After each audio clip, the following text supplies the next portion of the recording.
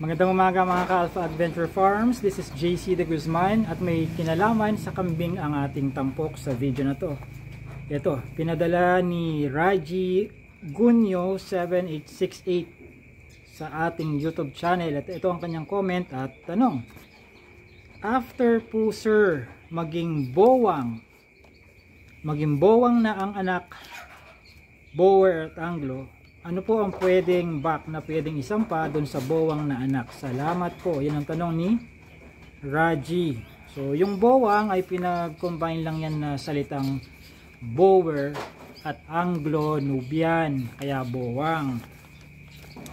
So, tinatanong niya, doon sa anak ng bower at Anglo-Nubian na bowang ang tawag, anong klaseng back ang pwedeng sa anong klase ng back siya pwedeng pasampahan o i-breed?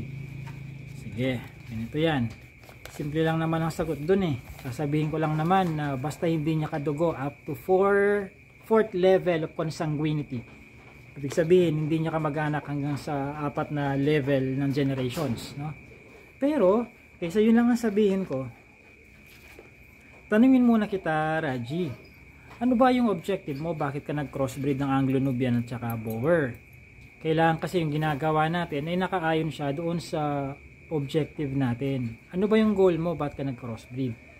Kasi kung sasabihin ko na i-cross mo sa kahit na anong bower back basta hindi niya kamag-anak up to 4th level of consanguinity, eh baka hindi naman yun akma doon sa objective mo kasi na gustong matumbok or makamit. No?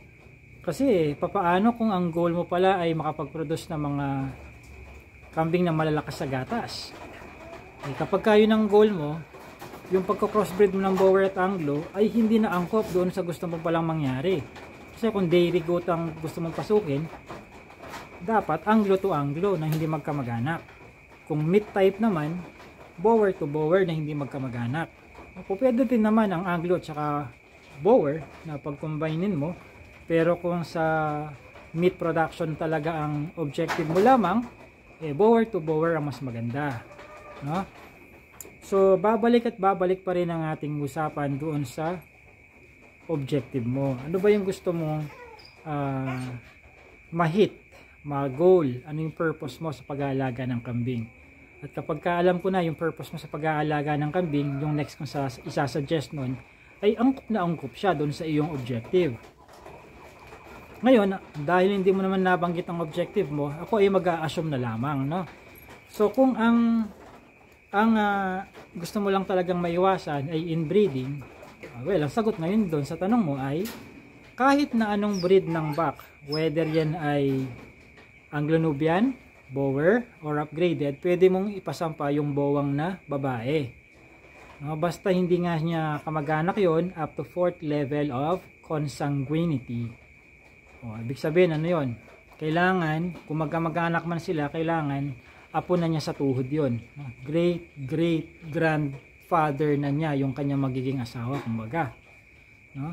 So, kaya mahalaga, papasok na naman sa usaping yan, mahalaga ang record keeping para alam ninyo kung sino yung sumampa kanino. Mahirap kasi yung tawag dito, basta na sabihang lalaki ang kambing, eh yun na yun. Pwede na siyang sumampa kahit kanino, whether sa nanay niya, kapatid niya, pinsan niya. Dadami nga ang kambing mo, pero dadami sila na kung saan meron silang depekto, no? Inbreeding depression. Maaaring sila ay magiging stunted o sa Tagalog ay bansot. Paliit sila ng paliit, hindi sila palaki ng palaki, no? So yun ang straight cut na sagot sa tanong mo, Raji. Kailangan hindi niya kamag-anak up to 4th level of consanguinity. So magkaroon kayo ng pedigree, record keeping. Hindi naman kailangan komplikado yan, no? Paano ka makakapag-record keeping? Simple lang, lagyan mo ng palatandaan ng mga kambing mo. Sa akin, dun sa mga goats ko, okay, sa mga goats ko, hindi ko na sila binubutasan sa tenga, no? Itinigil ko na yon. Kasi parang ayaw kong nasasaktan sila, nasusugatan ng ganon, no? Meron nga akong ear tags dyan, tsaka yung applicator, hindi ko na nagamit. So, ang ginagawa ko, nilalagyan ko lang sila ng neck collar dito, tapos may binibitin akong numero.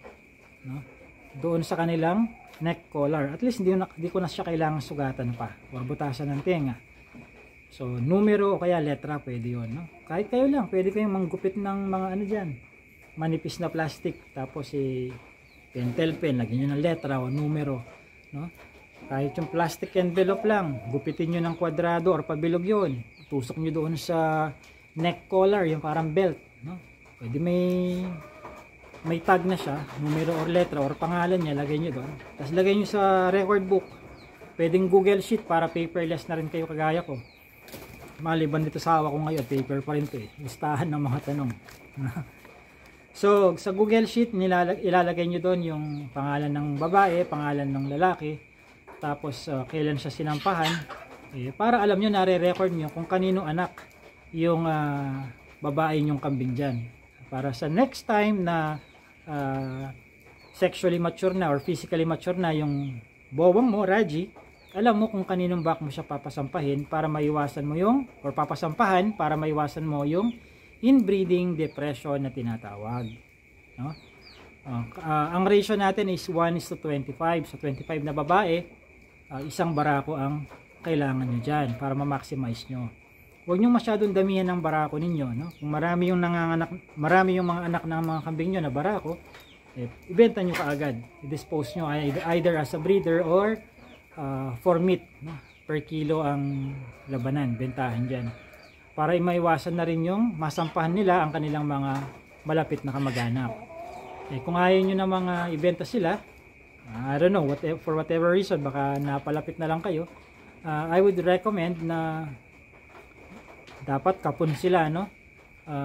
May pangkapon naman na nabibili para hindi sila fertile na, para hindi sila makapagbuntis ng kanilang kapwa kambing, no? So yun ang mga practices na pwede nyong gawin.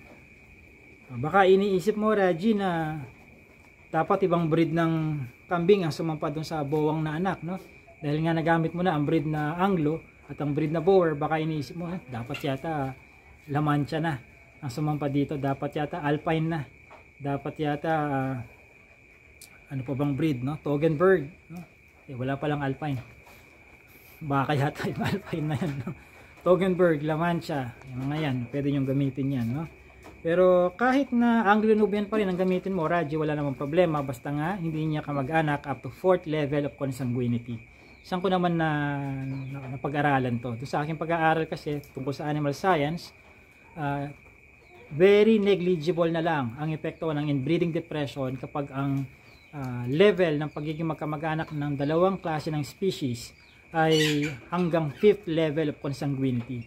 Kaya ang turo ko, hanggat ang pagiging magkamag-anak nila ay pasok sa 4 na henerasyon, huwag muna silang pag-asawahin. Kapag sila ay magkamag-anak up to 5th level of consanguinity and pasulong, pataas, pwede na. Alright? So, doon sa mga gustong mag-aral or matutunan ng aking mga programa sa pag-aalaga ng kambing para kayo ay science-based, experience-driven at technology-oriented na rin ang inyong pamamaraan, consider niyo na mag-subscribe doon sa ating goat farming seminar. May module 1 tayo patungkol sa cultural management, module 2 patungkol sa marketing. Iniwan ko sa description ng video na to yung link, click na lang ninyo pagka-register today, pagkabayad today din ang access ninyo doon sa mga video na sinubscribean ninyo.